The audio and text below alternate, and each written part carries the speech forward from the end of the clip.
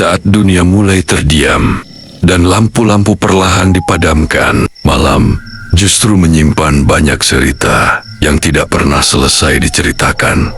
Di channel ini, kita tidak mencari rasa takut. Kita hanya menemani dan mendengarkan kisah-kisah yang biasanya muncul saat semua orang terlelap. Siapkan dirimu, atur napas, dan biarkan malam bercerita pelan. Aku di sini menemani kamu di Sahabat Malam. Malam selalu punya cara sendiri untuk mengubah suasana, terutama di rumah sakit.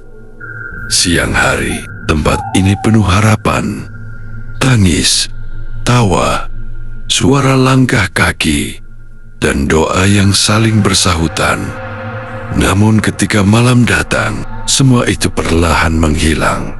Yang tersisa hanyalah lorong panjang, lampu putih yang redup, dan suara detak jam yang terdengar terlalu jelas.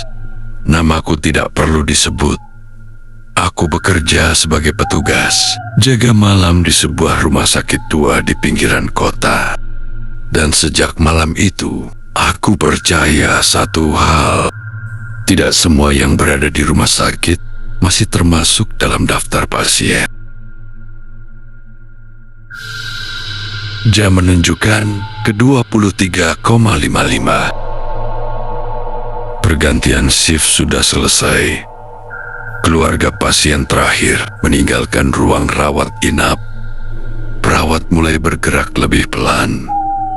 Dokter jaga masuk ke ruangannya masing-masing. Di malam hari, rumah sakit seperti bernapas dengan cara berbeda. Suara langkah kaki terdengar lebih panjang. Setiap pintu yang terbuka terasa lebih berat.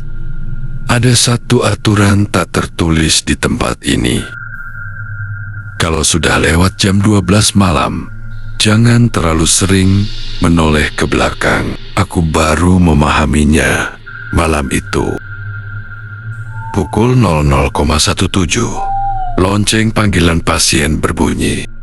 Asalnya dari kamar ke-213. Aku menatap papan data pasien. Kamar itu kosong sejak 2 hari lalu. Pasien terakhir meninggal tepat jam 3:12 dini hari. Aku berjalan ke arah kamar itu. Setiap langkah terasa lebih berat. Lorong tampak lebih panjang dari biasanya, dan di sanalah aku melihatnya. Pintu kamar 213 terbuka sedikit, padahal seharusnya terkunci.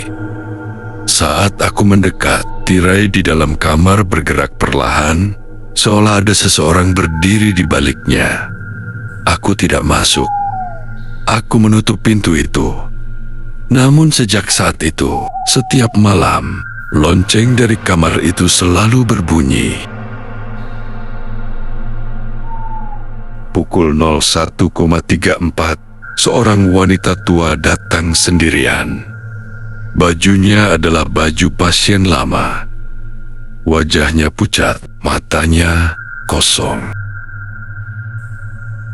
"Mas, saya lupa kamar saya," katanya pelan. Aku mencari namanya di sistem. Tidak ada. Perawat senior yang melihat itu langsung berdiri. Dengan suara hampir tak terdengar, ia berkata, "Jangan dijawab, jangan dilihat terlalu lama." Aku menoleh sebentar, kursi itu kosong. Sejak malam itu, aku tahu tidak semua pasien datang lewat pintu depan. Sekitar jam 2:40, aku mendengar suara roda brankar. Satu unit tempat tidur berjalan sendiri di lorong. Tidak ada perawat, tidak ada dokter di atasnya. Tubuh tertutup kain putih. Brankar itu berhenti di depan kamar 213. Pintu terbuka sendiri, dan masuklah ia ke dalam. Setelah itu, sunyi. Perawat senior hanya berkata, "Itu pasien lama, belum mau pergi." Pukul 3 pagi adalah waktu paling berat. Banyak petugas percaya itulah jam pergantian dunia. Di jam itu, aku mendengar suara orang menangis dari ruang kosong. Langkah kaki di lorong, tanpa bayangan. Panggilan namaku dari arah kamar jenazah. Aku tidak menoleh. Aku tidak menjawab. Karena di rumah sakit ini, yang memanggil belum tentu manusia. Saat azan subuh terdengar, suasana berubah. Seolah ada sesuatu yang pergi. Lampu terasa lebih terang. Udara lebih hangat. Pintu kamar 213 kembali terkunci. Perawat senior berkata kepadaku, mereka datang bukan untuk menakuti. Mereka hanya ingin diakui bahwa mereka pernah ada.